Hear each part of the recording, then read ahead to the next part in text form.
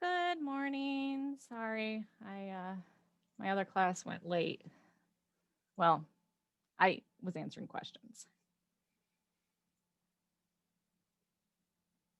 How's everybody doing?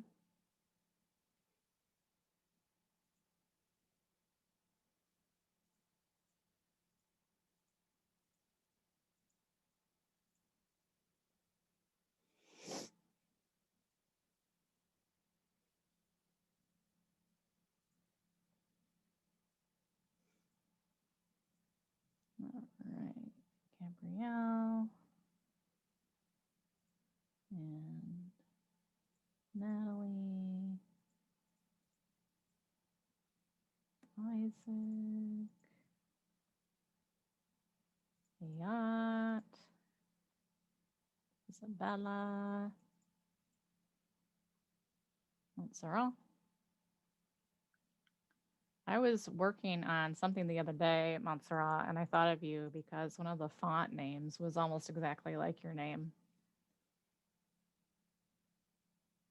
Shun, shun, shun, shun. And Evelyn. Good morning.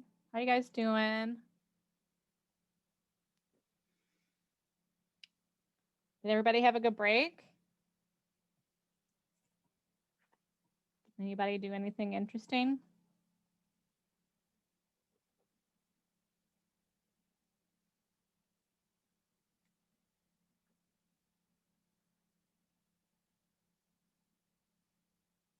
Sorry, my computer is running so slow right now. I think it's because Zoom is doing that converting thing.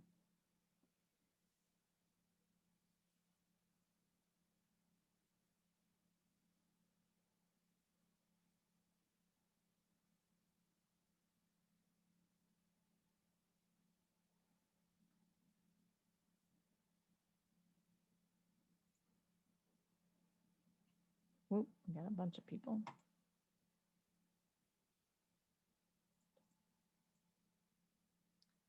Isaac, that is wonderful.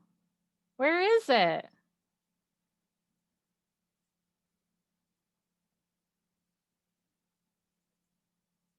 That's incredible, Isaac. Isaac got into a program, a summer program for future filmmakers.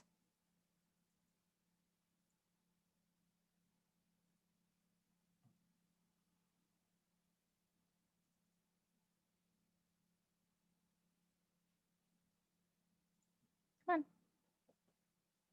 Did I ever tell you that I worked on a film when I got my master's degree? I think I probably told you that. Well, I've worked on a few films, but University of Texas at Austin. That is so great. I'm so proud of you. Good for you.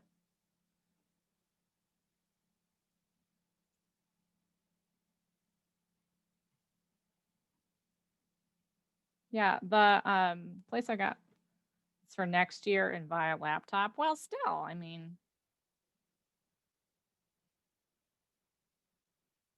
it's a very exciting opportunity, and you never know. Like you're gonna meet people. You might decide like that's the program you want to go into for college. Like that's awesome. Yeah, the place I got my master's degree at, it's a theater and film department. And so I worked as part of the creative team for the spring film that we did. So I went to like scouting locations and I was on location for filming and design and stuff. Get down, hen. Um, so very cool. All right. So we'll wait just a couple more minutes and see if we pick up a few more people. I'm all hyped up on caffeine today. I've had 2 cups of coffee already.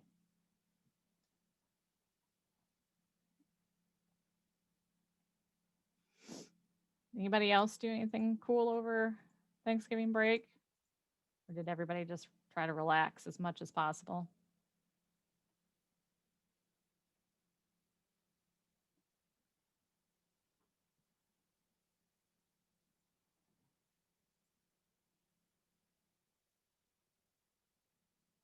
Oh, you decorated your house? That's fun. I have not done my decorations yet, but I bought another one of those like inflatable things. There was one at Lowe's, I think, that looks like a flamingo wearing a scarf, like holding a cup of like hot cocoa. And it was only like $15. So, I had to have it. Oh, let me fix this. Oh, no, never mind. I did fix it. It just. So today we're going to talk about super objectives, which is less scary than it sounds. But before we talk about that, I want to talk about the papers because I did not get very many papers from this class. Okay. So I'm going to tell you who I got papers from, who I was able to grade. And if I don't say your name, then I didn't get a paper from you. Montserrat, I got your paper and I graded it. I had a few people who sent in papers that were way under the word limit. Natalie, I got your paper. Evelyn, I got your paper. Jasmine, I got your paper. And Gabrielle. So if you did not hear your name, then I need to get a paper from you for the RPA on your musical or whatever play you decided to watch. Now, these were supposed to be due the 20th, right? So they're already quite late. Desiree, I did get your paper. However, I think it was below the word limit. Let me see what. I left comments on them if they were put into Google Drive, so you should be able to see the comments. Let me double check. Because I do have a comment on yours that says that it's in Google Drive, so there must have been something that needed.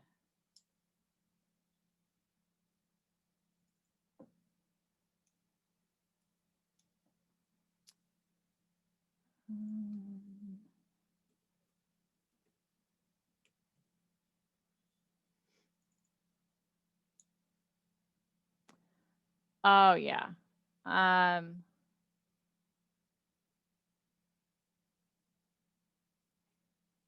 I believe it did not actually make the word limit.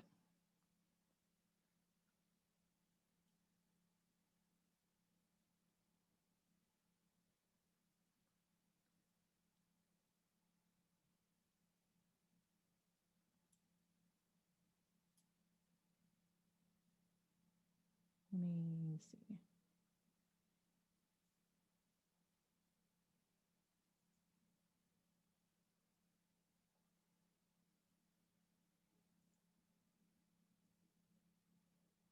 Yeah, you're just below the word limit. So you need to add about 40 words to your paper and then I can grade it again. The other thing that I would like to mention is that please, please, please go back and review the guide that we went through. I even gave you the sample. I've got a lot of people who they're not using tab to indent their papers. Their papers are not Times New Roman font. Their papers are center aligned. We spent a whole class period going through that together, right? So please, please, please go back and look at that and try to follow the guideline. It's pretty interactive. You can probably just like follow along as I do it in the video, which is posted. So, word count, you have to meet the minimum word count. You cannot go over the maximum word count. I have to have it by December 6th. If I don't have your paper by December 6th, what's going to happen is in the RPA thing, you're going to get a 0. And you can still potentially get it for get credit for this class. However, you will not get credit for it in the RPA. Isaac, no, I did not get your paper. So please, please, please, if you're going to submit it late, put it in that Google Drive or email it to me or put it in that RPA paper folder that I created because I have to have it by the 6th. I can't accept anything after that for the RPA credit. What questions do you guys have about that?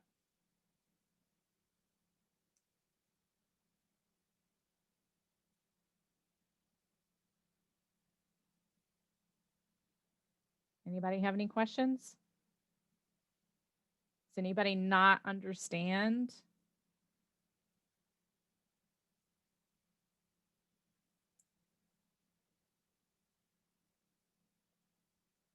Okay, so tell me in the chat that you are going to have your paper submitted by December 6th.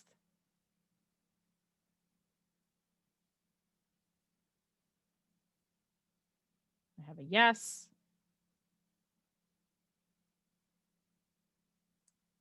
Yes. Yes. The paper that we've been working on since the 10th. Yep, Natalie, yours has a grade. You're good. You will have your paper submitted by December 6th. Yes.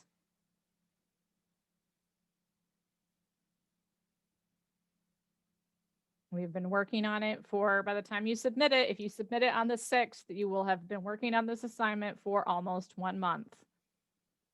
Okay, so you have to do it. It's a requirement by the school.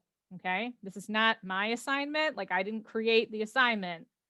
The only thing that I could really have control over is what you wrote. If you submitted it on time already, you are good. But Kyler, I think you also did not meet the word requirement. Let me double check.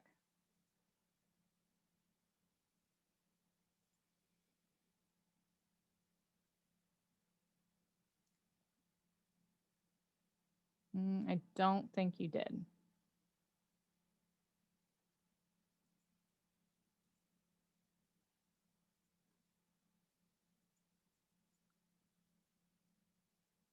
Okay, then there must have been another problem, or I read an old version of your paper and you updated it after that. So let me see.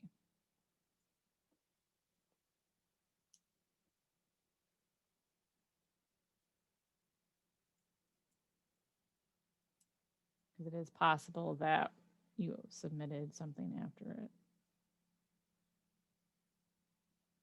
Yeah, I think the version that I saw was not the final version. So let me change that. I'll have to grade it later. I don't have time to grade it now, obviously. You can email it to me. If you can't figure out how to submit it, email it to me so that I can put it in for you.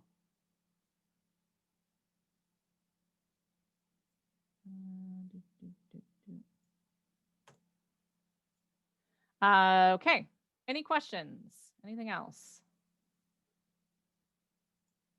So on the 3rd, when we meet, I will give out an updated list of people I do not have a paper from. Sound good? Yes? Okay. All right. So today we are going to talk about a way to do script analysis.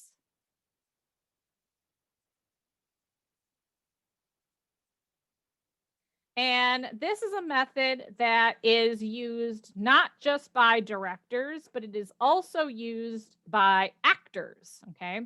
So it can apply to both. It's the goals, objectives, tactics. What's the E?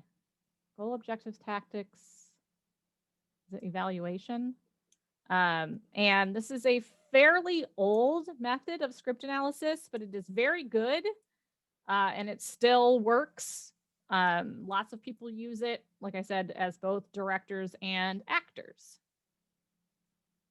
Okay, so what is the goal of the imposter in Among Us? Like, what's your main goal?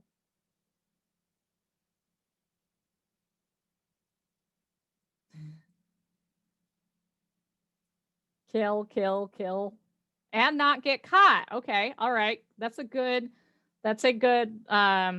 addition. Okay. Yeah, okay. So think about this. We're going to put this in the perspective of Among Us. Okay. So if you're not familiar with Among Us, I'll give you some other examples. All right. But I want you to think about you're the imposter. If the imposter is the protagonist, we're talking about this from their perspective. All right.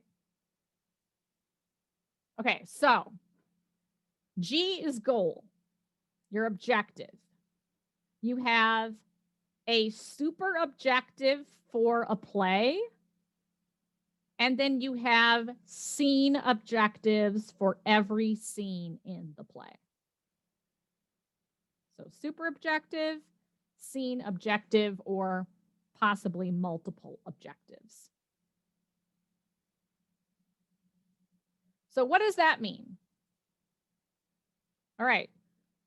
One super objective for the whole play. So what was the super objective for 21 Jump Street? Justin's super objective, his main goal for the whole play was what?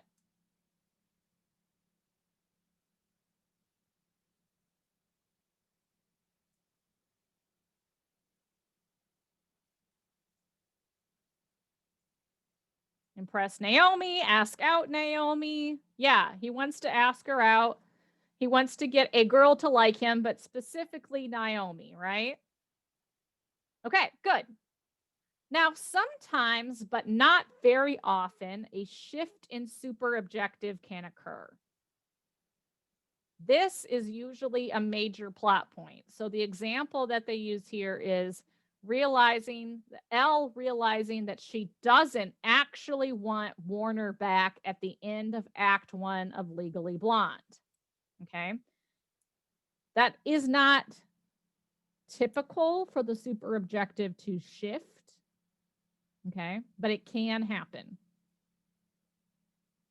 So one for the whole play. It is something that fulfills a fundamental human need. So what do we mean by that? Fundamental human need. What's an example?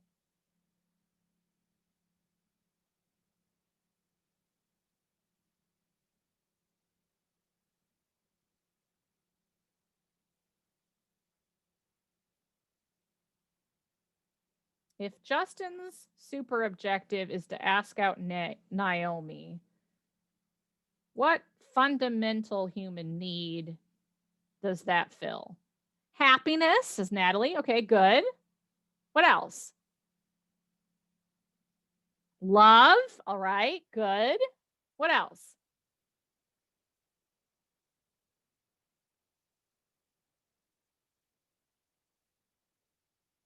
What's the opposite of those things then? Like other examples of fundamental human needs.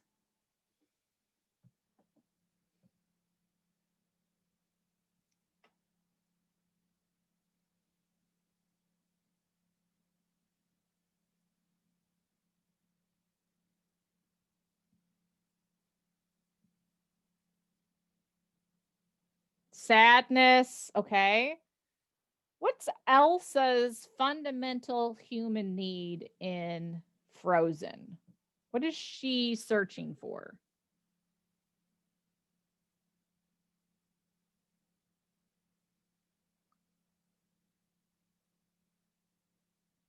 Somewhere to belong. Okay, yeah, okay. So like revenge is a fundamental human need, control, power, Companionship, okay? Does this make sense? There's sort of these big ideas, right? All right. My PowerPoint is, hello. They're big things. They're not necessarily easy to get. Okay. So that's our super objective. It's a big concept. It's a big idea. Everybody clear on that?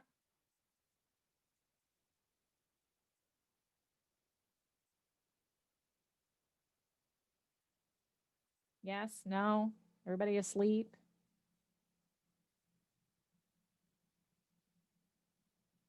Natalie is clear on it. Okay. All right. Okay. So our scene objectives then can have more than one per scene. They can either be accomplished or abandoned. So you're trying to get something, you may or may not succeed. But the important thing is that they're always in service of the super objective. So they're always supposed to support what it is that your super objective is. All right, so which of these is the super objective?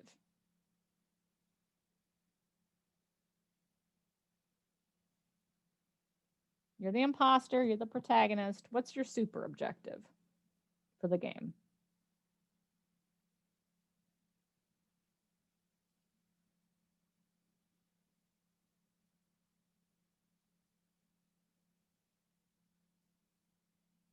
Okay. Natalie knows it. Who else?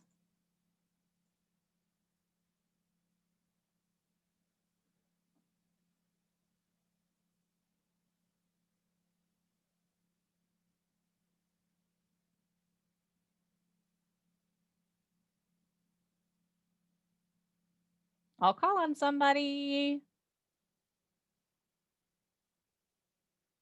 Desiree, what's the super objective here? What's the main objective for the game if you're the imposter?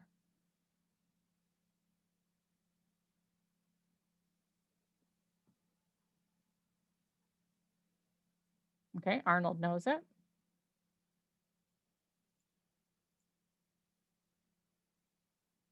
Desiree, are you there? What's the super objective? Which of these is the super objective for the imposter in Among Us? So what's their overall goal? Their big goal? To not get caught, okay? What are they doing while they're not getting caught? Okay, and kill everyone. Okay, so the super objective is at the top. Sabotage and or kill everyone, right? So that's the win condition. Think of the super objective, you can also think of as the win condition. So why do we do all these fake tasks? What's the purpose of them?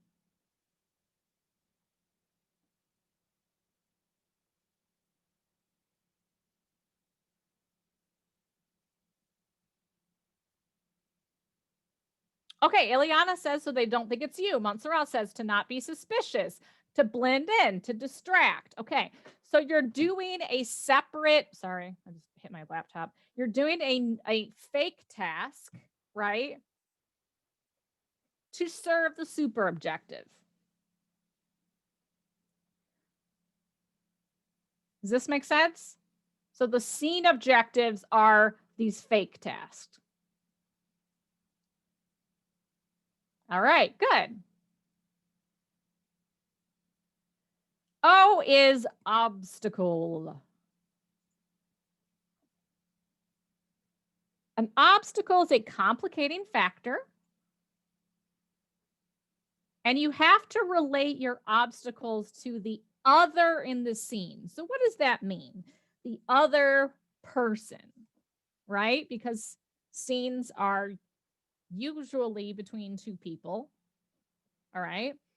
So the other person in a scene is the obstacle for the protagonist. So you have to ask yourself these two things. Is the other person in the room an obstacle? Is the other person in the room a potential ally? So how does that work for Among Us? You walk into a room and somebody's in there. You have to decide, are they an obstacle or are they an ally? How might they be an obstacle? If they're an obstacle, what are you going to do?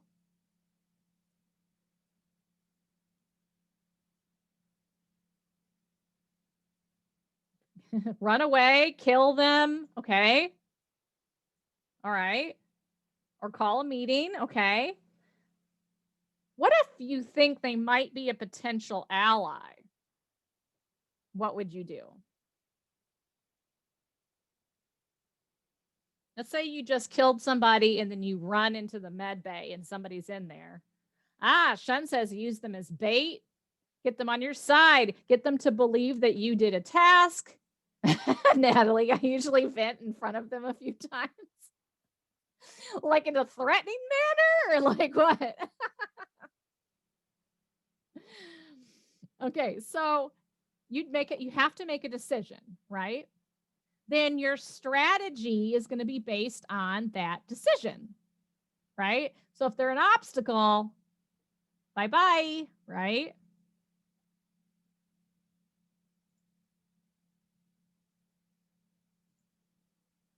Now, the big obstacle for your super objective is that if they figure out who you are, they're going to vote for you and they're going to throw you out the airlock, right? So we're trying to avoid that from happening. That's the opposite of what we want.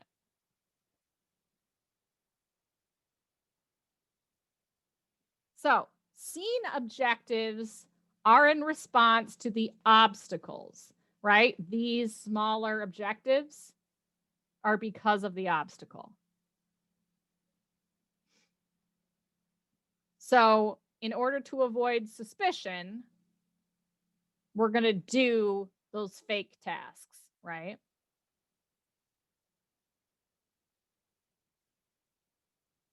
Does this make sense?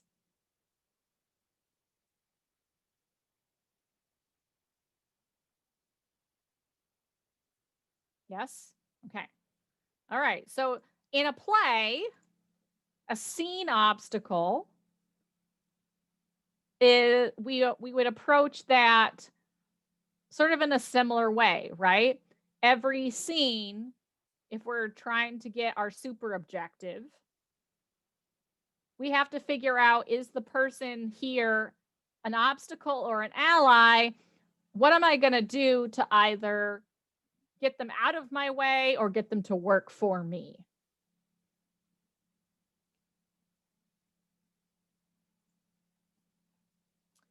If you get caught, you can't fulfill your super objective. Same thing in a play. If a character gets suspicious of you, you're trying to be king and you make the wrong person angry, they're going to get in your way. Okay, so T is for tactics. Is everybody following along? Are we doing good on notes and stuff? Yeah? Okay, good. Wonderful. T is for tactics. Tactics are strategies that you try to achieve your goals, right? You do them to the other person. So when we do this for actors, I don't think I have that book up here anymore. I had this little book when I worked in acting, and it was just a list of like active verbs. Can I go back? Go back to this one, Jasmine? Is that what you want? Or the main O question or the main O slide? This one?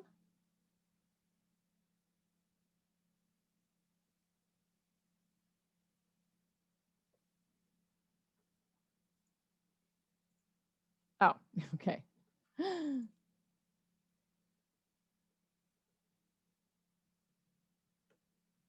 There, that one. There you go. So I used to have a list of active verbs because you want to think about it like in an active sense. So you are in a scene with somebody and you are asking them a bunch of questions. We would get the actor to use different tactics when they're asking questions. So for instance, I want you to think about it this way.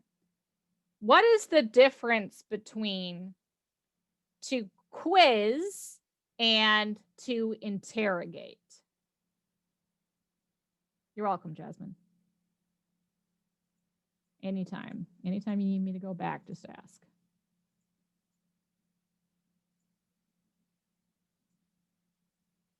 So what's the difference between to quiz and to interrogate?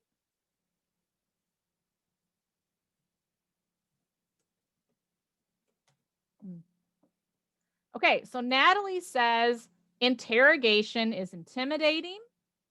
Ileana says quiz is seeing what they know. Okay. To quiz is testing them. Okay. So do you think, so Natalie says that interrogation is intimidating. It has a different feel, right? It has a different connotation. Yeah, do you agree? Intimidation, quizzes are to show what you know, interrogations are used to use fear to entice you to give information. Okay, so if I said that I was going to quiz somebody versus to interrogate somebody, the way that I would ask those questions is very different. No, Sean, I think you're right. So that's kind of how, as actors or even as a director, when you're talking to an actor, right, you can approach it like, well, why are you asking all these questions? How are you asking the question? Are you quizzing them? Are you interrogating them, right? Using those verbs makes it powerful. It gives the actor something to do.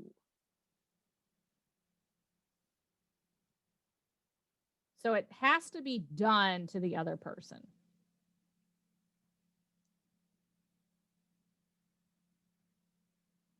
Does that make sense?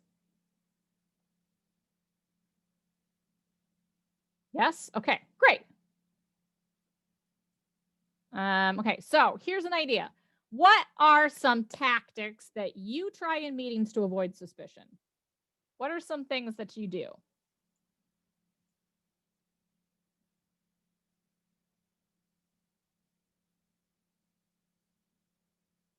Blame somebody else. All right. So you say, I saw so-and-so do it, right? What else?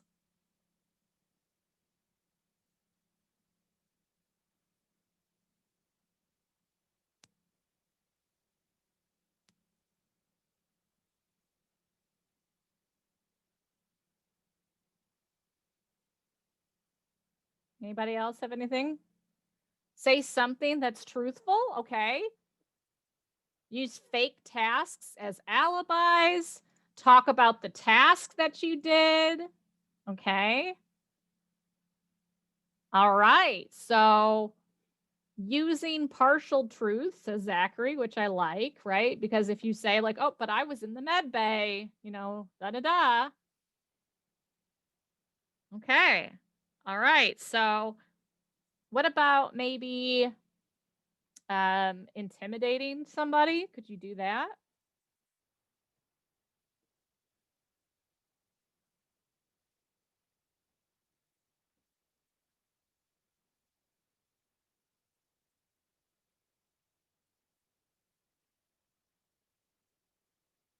But the way that you approach it has to be careful, right? Because it's in service of your super objective. You're trying not to get caught.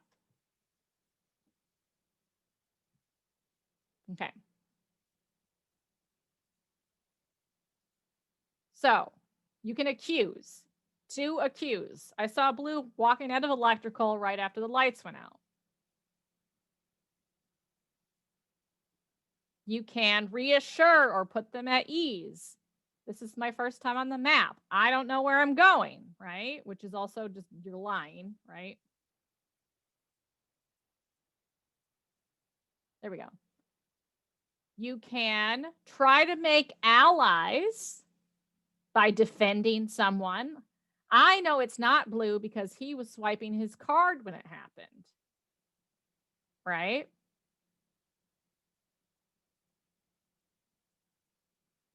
Or you can try to command them. Orange is a liar. Skip the vote. But do you see how these are all active? To accuse. If you can put to in front of it, to accuse, to put them at ease, to butter them up, to command them, or to command.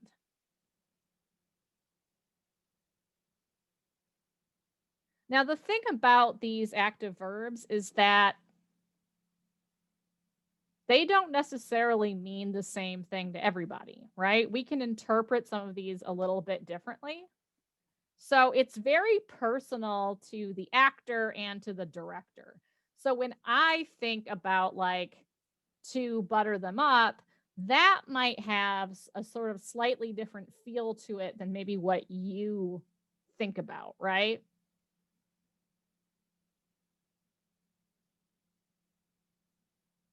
But these are all active verbs that you do to the other to try to get to your super objective.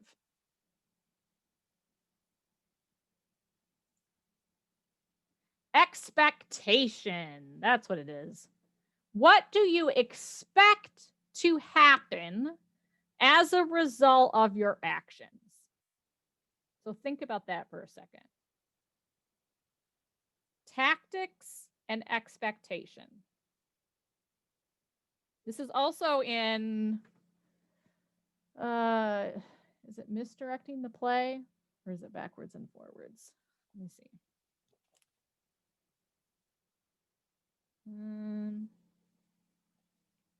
One of these things calls it the trigger and the heap,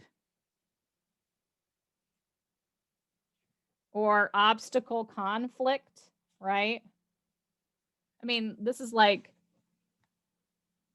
a book by David Ball. There's a book by Terry McCabe. Like all these books about directing basically use this same idea of tactic, expectation, or trigger in the heap is another way of thinking about it. So, tactic. Badger them into voting for Blue. Expectation. What would the expectation be? If that's your tactic. What do you think it's going to be? Badger them into voting for Blue. You expect them to do what?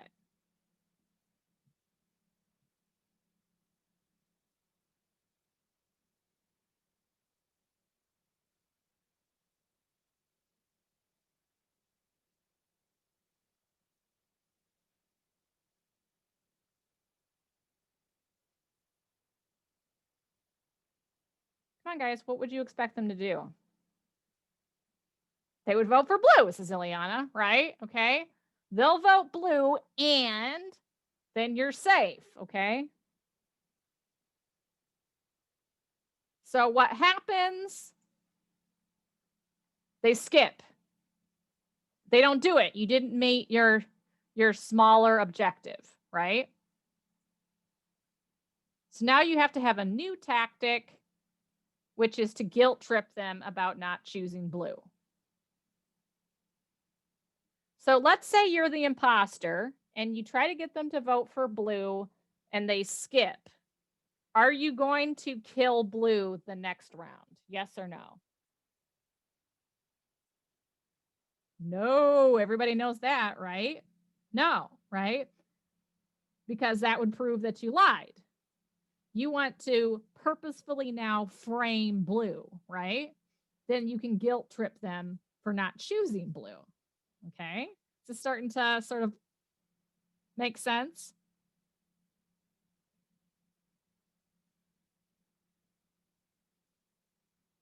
So now red is dead because y'all didn't listen to me. It's your guys' fault, right?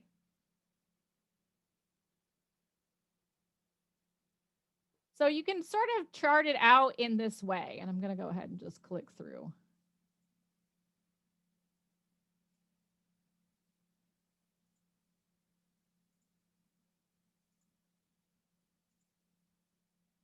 Okay. So you start out with a tactic. You have an expectation. Does it happen? Yes. Then you have to move on to your next objective, which means you have a new tactic. If the expectation does not happen, then you have to abandon it and move on with a new tactic. Okay, so it's a very circular thing that occurs. Tactic, expectation, reaction, new tactic. So I want to go ahead and give you a second to sort of jot this down, okay? Now, as a director, you can use this with script analysis to see how each scene sort of plays out into that, like what's the next tactic, right?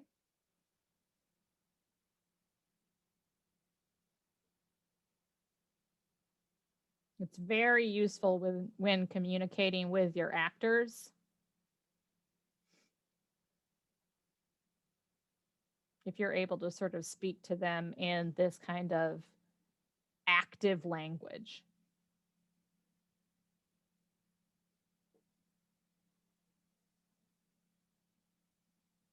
Let me know when you guys have this little graph down, please.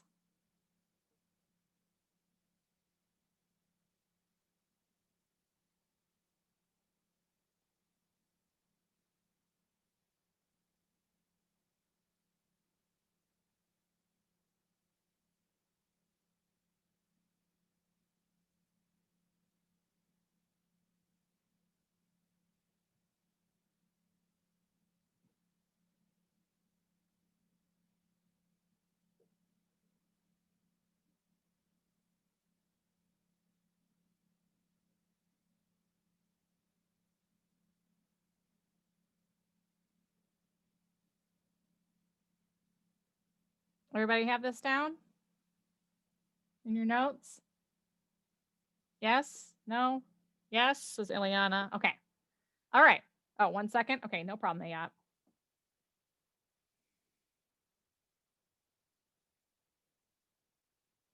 No problemo.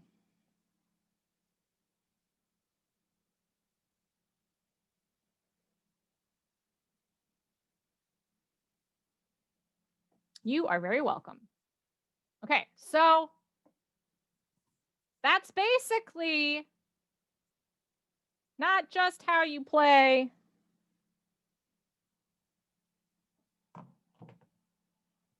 a good round of Among Us, but also how you approach scenes and a play as an actor and as a director. Okay. So what I would like you to do, this is the, I should credit, give a second to credit the Merry Wanderer teaching, who I happily borrowed this from. Okay. So what I would like you to do before the next time that we meet, besides working on your RPA papers, is if you look in Schoology, in our class content, in the very bottom in this week, I would like you to make sure to read. Let me go ahead and move it to today's folder. I want you to make sure to read I Can't Think of It Right Now, if you haven't already. So it's in today's folder. Okay. It's a short 10-minute play with 2 characters. And this is basically what we're going to use. This is the script we're going to use for our script analysis practice next time we meet. And we're going to have sort of a short little creative directing project that's going to be due next week. Okay. But I want you to make sure to read this. It is, like I said, it's a 10-minute long play. And start thinking about what you think the super objective for this play is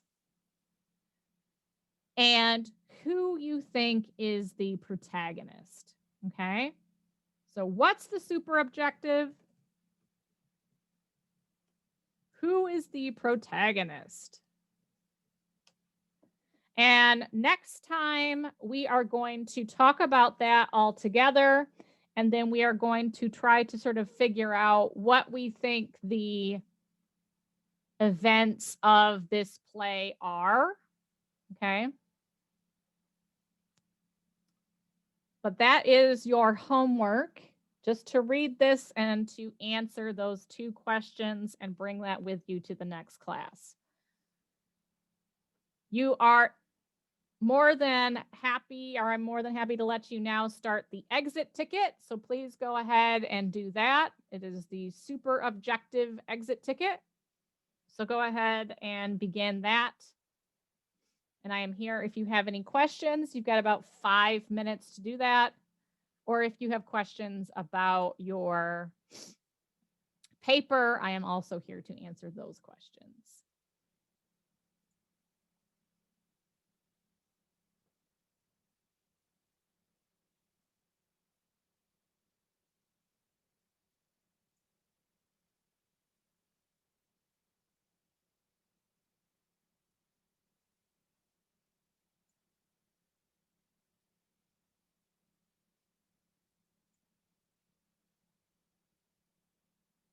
Zachary, I just got your paper. Thank you. Isaac, I just got your paper. Thank you very much.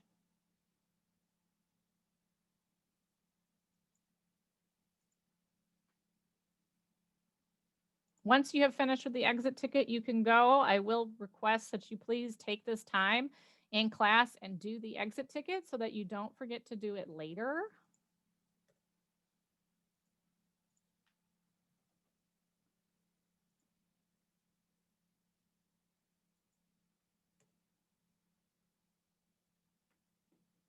Evelyn, yes, I do have your paper. You are good.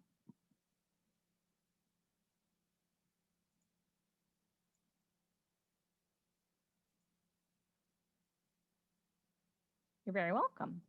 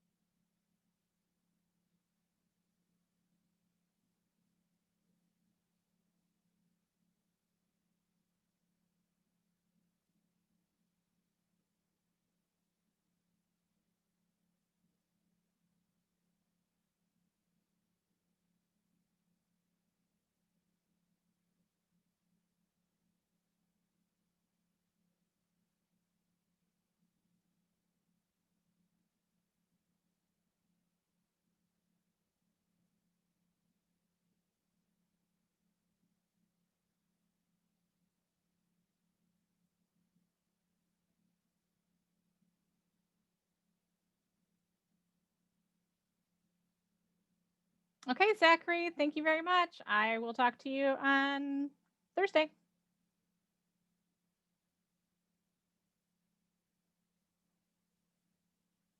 Bye-bye.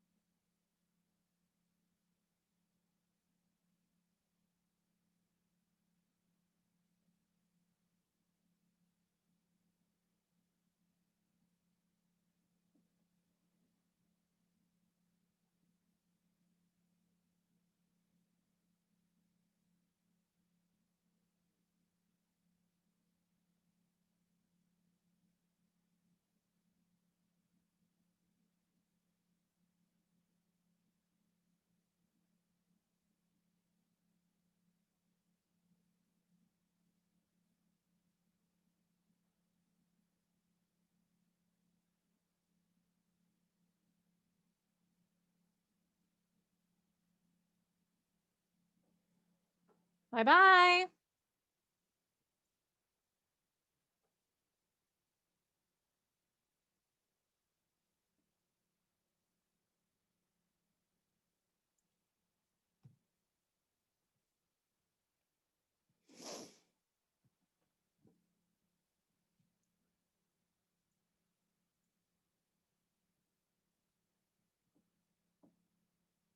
Okay, y'all, I'm going to go ahead and close the room. Thank you guys so much. And I will see you on Thursday. If you have any questions, just shoot me an email, okay?